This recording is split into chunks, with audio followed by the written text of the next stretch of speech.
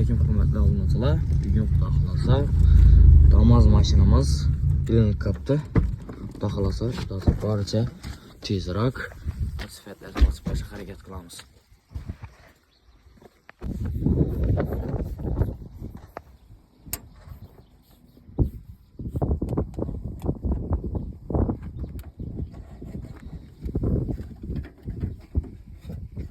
Xolasa mashinamizni qo'shdik.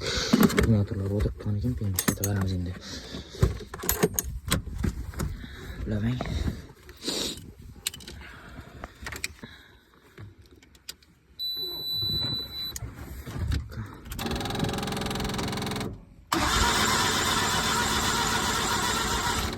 Akkumulyatorimizni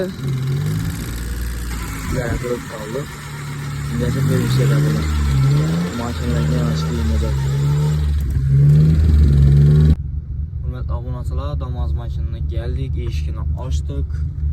Permishga yetib uladik, bo'lmadi.